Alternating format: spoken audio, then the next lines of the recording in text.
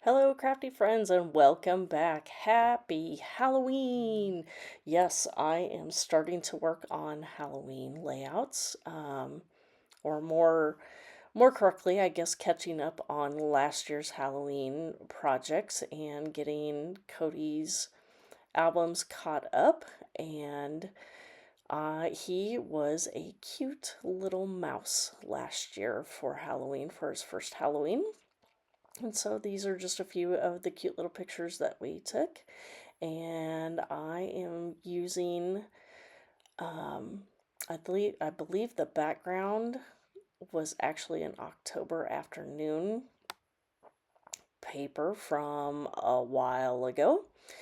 And I believe the orange paper is an old My Mind's Eye collection. All right, sorry I got interrupted by said mouse coming home from daycare.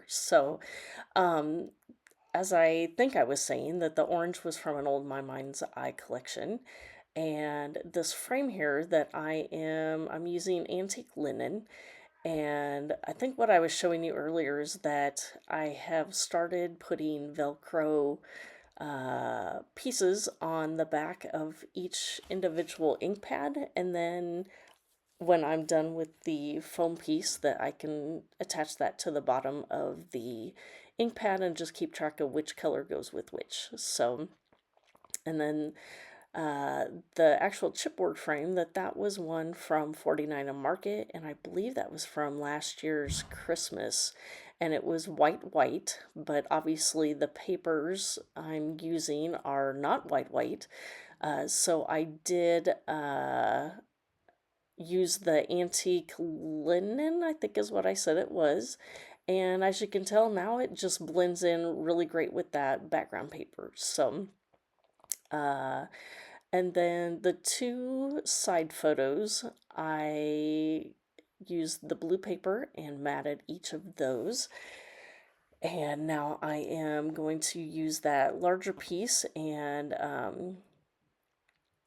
as like a big focal area of my layout here in the middle. So I'm just kind of, for spacing purposes, that putting that on each side and then trimming it down so I have just a little mat above and below. On the bottom I do have the ripped, and then I did decide that I needed to do some inking to try and tame down the white in the core paper of where I ripped that orange. And so then here I am. I believe I used espresso, is that what it's called? It's the one of the Tim Holtz colors. It's a very dark brown, and so I'm using that because the dark color in the music paper is kind of a dark brown-ish to a black, and so that one worked really good. Just kind of not a stark black, but not a stark brown either. So then I started digging through some of my Halloween scraps, and I had this blue. And since he has some blue in the ears of his mouse costume, that I kind of wanted to pull that color out of the pictures, and but not make it a focal color um, on the layout with too many things. And so I did pull that scrap out, and I believe that color comes into play here a little bit more. What I'm cutting apart here is a die cut piece of paper, and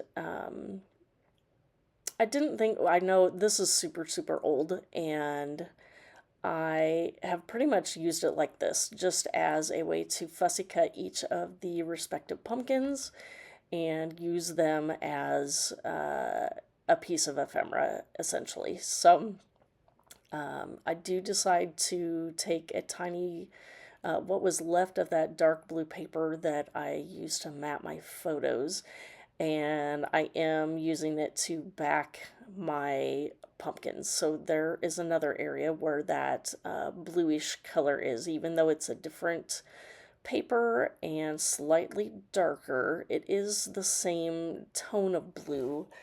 and getting more of my little tiny scraps used up, so they are used and actually on a layout. And since he wasn't really a spooky costume layout, that I came up with the title of Hickory Dickory Dock, the Mouse Ran Up the Clock.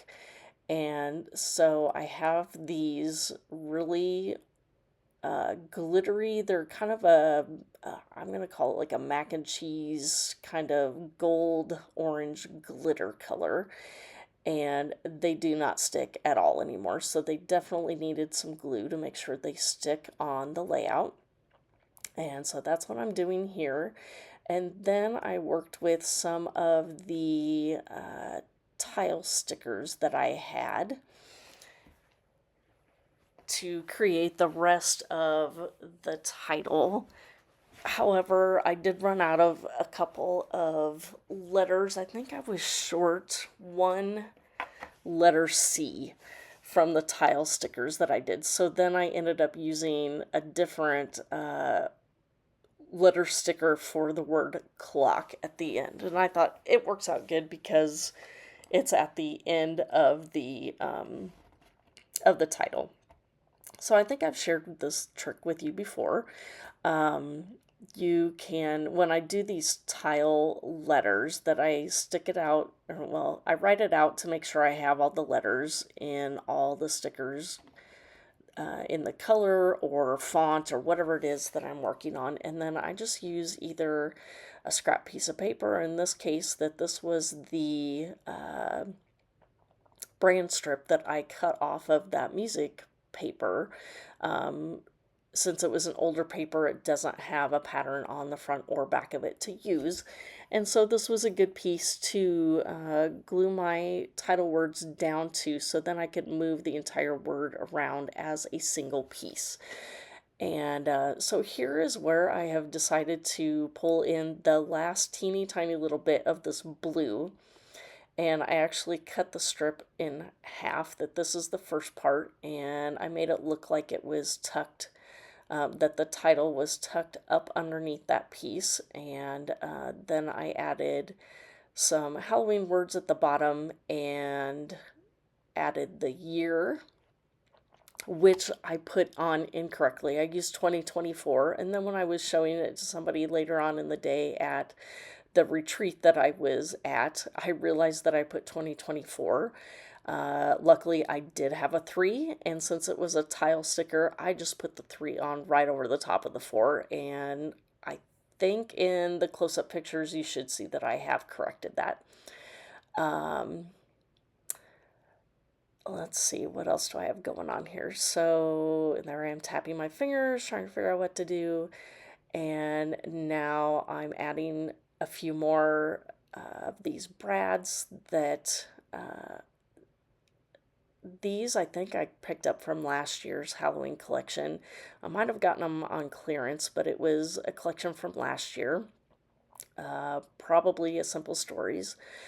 And as I've mentioned before, I am trying to use up some of my enamel dot collection that I apparently liked to purchase them, but was not very good at using them. So I am trying to make a concerted effort to try and use a lot more of my enamel dots and get them on my layouts and cards. And so that's what I'm putting on here, just as my final touch. And that is pretty much going to wrap up this layout. So if you have any questions for me, please feel free to leave those in a comment below. Otherwise, here are the close-up photos. You can find those on Instagram and Pinterest if you're interested. And that'll wrap it up. We'll see you next time. Thanks for watching. Bye.